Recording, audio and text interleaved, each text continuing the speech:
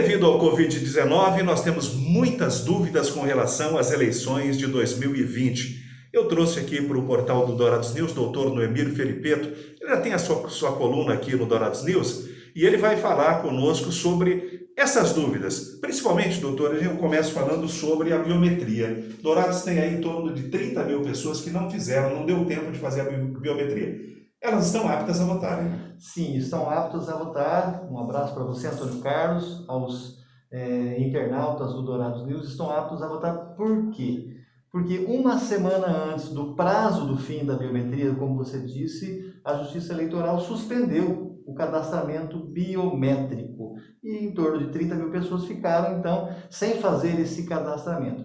Mas, posteriormente, o Tribunal Superior Eleitoral, o TSE, ele editou uma medida declarando que essas pessoas que não fizeram a biometria, elas estão aptas a votar nas eleições desse ano de 2020. Mas o que vai acontecer? Após você ir lá e votar, o título vai ser cancelado caso você não faça a biometria. Em síntese, é a última chance que o TSE vai dar então para essas pessoas. Aqui no Mato Grosso do Sul, em especial eleitores de Dourados e Itaporã, que mais próximos aqui da gente, tem um motivo também que faltava uma semana para as pessoas fazerem o cadastramento. E aí elas foram tolhidas desse direito de fazer o cadastramento. Mas veio uma determinação nacional para diversos estados do Brasil e, consequentemente, então, essas pessoas podem ficar tranquilas. Você que não fez a biometria, Antônio Carlos, você pode votar sim nas eleições de 2020, mas após as eleições você vai ter que ir lá fazer a biometria, caso contrário, seu título será cancelado. Como é que ficam as coligações do Felipeto?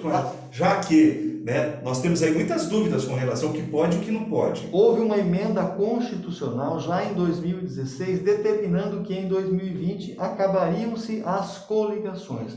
Agora, cada partido vai ter que lançar os seus candidatos de forma individual. Pego como exemplo, novamente, o município de Dourados. Dourados tem 19 vereadores. Dourados pode lançar, cada partido então vai ter que lançar a sua chapa completa, Antônio Carlos. O que é isso? Dos 19 vereadores, você pode lançar o número de vagas na Câmara, 19, mais 50%, que daria 28 e alguma coisa. Arredonda-se para cima, 29 candidatos. Cada partido tem o direito de lançar. E desses 29 candidatos, 30% tem que ser de um sexo, 70% no máximo de um outro. Ou seja, as pessoas usam, tem que lançar 30% mulher. Pode lançar 30% homem também, não tem problema. O mínimo é 30% de um sexo e o máximo é 30% de um outro sexo.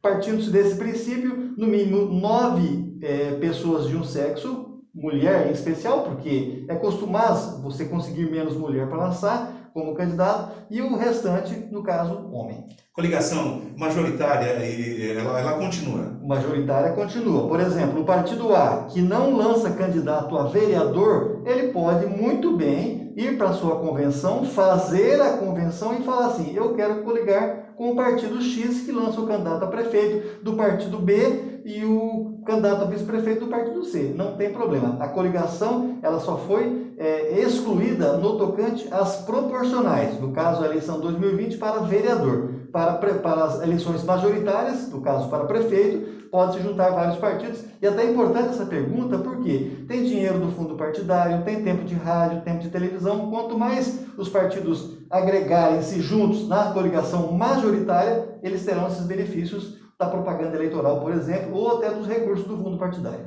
Noemir, as eleições elas foram adiadas, né? Elas podem acontecer em novembro ou no final de novembro? Ainda não. Ainda não? Ainda não. As eleições, a princípio, estão marcadas, primeiro turno, para o dia 4 de outubro. Com o problema do coronavírus, da Covid-19, o que o ministro Marco Aurélio Mello, presidente do TSE, que assumiu agora recentemente, disse? Ele falou, o TSE não gostaria de adiar as eleições. Por quê? Porque já tem todo um calendário, tem toda uma sistemática e assim sucessivamente. Mas com o problema da pandemia, gera-se um problema sanitário no Brasil. E esse problema sanitário faz com que as pessoas tenham que ter aquele cuidado. Como nós aqui estamos tendo esse cuidado de usar máscara, ficar um quanto distante do outro e assim por diante.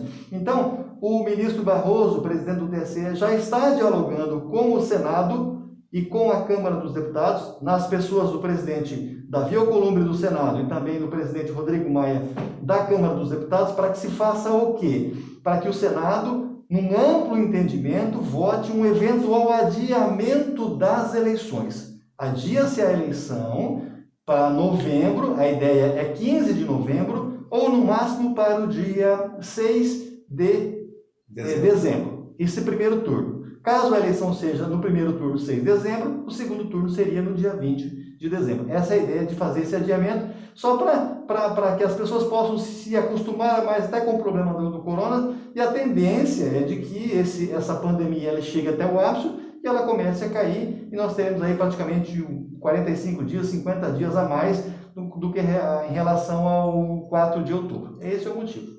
Felipeto, e em caso, vamos supor que a eleição deve ir lá para o final do ano. Ok. Com relação às filiações, isso muda também? Não, se ganha mais tempo ou não? Isso não. Isso já está definido. O calendário eleitoral, aliás, a legislação eleitoral previa o quê? Que você deveria estar filiado e com os direitos políticos em dia 6 meses antes do pleito. Esses 6 meses antes do pleito seria no dia 4 de março. Exatamente, 4 de março. Isso já aconteceu. As pessoas que estavam filiadas migraram de um partido para o outro, houve até a janela partidária também, assim sucessivamente. Então, as pessoas têm que estar filiadas 6 meses antes do pleito. A princípio, esse pleito ainda está marcado para o dia 4 de outubro. Então, não adianta eu querer sair do partido A agora e ir para o partido B, que eu não vou poder ser candidato. Convenção virtual já vai ser uma experiência. E o eleitor, o contato com o eleitor virtual também dos candidatos, como é que vai ser isso? Convenção virtual, Antônio Carlos, o que é isso? O plenário do Tribunal Superior Eleitoral, ele respondeu a um questionamento de um deputado federal, que eu não me recordo o nome aqui, que é do Paraná, acerca de convenção virtual. O calendário eleitoral marca as convenções para os dias 20 de julho até o dia 5 de agosto, 15 dias. Qualquer partido pode fazer a sua convenção, indicar, eu vou caminhar aqui, eu vou caminhar ali, eu vou lançar candidato a prefeito, vou lançar candidato a vereador, eu não vou lançar candidato a vereador, só candidato a prefeito, ou vou me coligar com tal coligação, como nós discutimos anteriormente aqui. O que aconteceu? O Tribunal Superior Eleitoral autorizou aos partidos fazer a convenção remota, a convenção home office. O que é isso? Reúne-se os partidos de forma remota, como as sessões da Câmara Municipal, aqui de Dourados, como as sessões na Assembleia Legislativa, na Câmara Federal, ou seja, você se reúne remotamente e você decide como caminhar nas eleições municipais, como, por exemplo, os próprios partidos têm, através dos seus organogramas, das suas estruturas partidárias, que geralmente votam os convencionais.